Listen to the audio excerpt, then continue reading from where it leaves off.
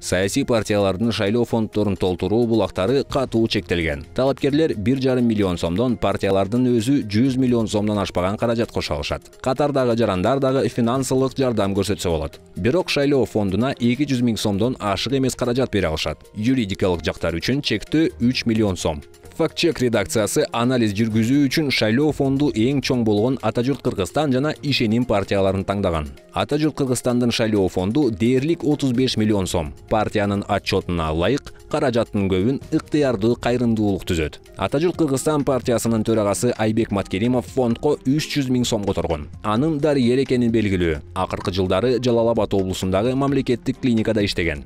Садыр Жапаровдун мурдагы кеңешчиси Равшан Сабиров талапкерлер тизмесинде 3-чү орунда. Юстиция министрлигинин маалыматына ылайык, анын намына 2 компания катталган. Рушан ЛТД, Кыргыз Сауд Арабия ЖЧКсы жана Тутлис ЖЧКсы. Ата журт Кыргызстандын шайлоо фондуна ал 590 миң сом которгон. Мындан тышкары ири сумма которгондор Сабиров Низамиддин Равшанбекович 468 миң сом жана Сабиров Нурдин Равшанбекович 168 миң сом. Алар божомолго ылайык Равшан Сабировдун Алардын бири мыйзам бузган, 1,5 миллионго чукул каражат которгон. Эреже боюнча 200 миң сомдон ашпашы керек эле. Жалпы Сабировдордун үй бүлөсү партия эсебине 1 миллион 200 миң сом салган. Жамиля Исаева, сот өкүлчүлүгү борборунун директорунун мурдагы орун басары, 500 миң сомун шайлоого жумшаган. Тизмеде 4-чү орунда. Гүлсүнкан Жунушалиева, Медакадемиянын мамлекеттик тил жана тарбия иштери боюнча проректору, 300 миң сом жардам көрсөткөн. Ырчы Бекборбиев 254 миң сом кошкон. Президенттин жана жогорку кеңештин аппаратынын мурдагы бөлүм башчысы, Ош аэропортунун директорунун мурдагы орун басары Чынберди Төлөнов 500 миң сом салым кошкон.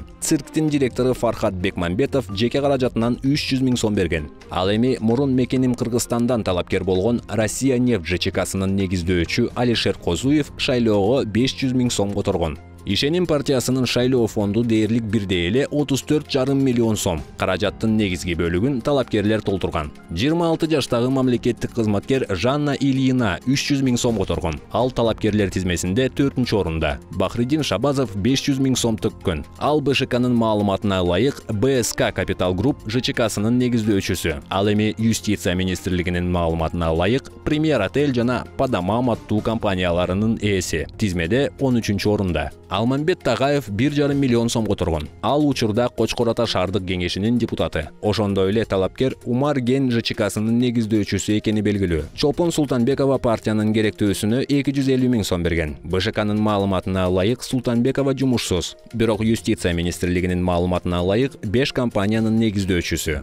Жумушсуз талапкер Санжар Алимжан уулу 500 миң сом которгон. Тизмеде 29-чу орунда. Башка жумушсуз талапкер Абдупата Маткаликов 150 миң сом төккөн. Ушундай эле өлчөмдөгү каражаттагы дагы бир жумушсуз Гүлжамал Шаменова берген. Буларды эң ийгиликтүү жумушсуз ашып өткөн. Советбек Рустамбек уулу шайлоого 1 миллион сом которгон.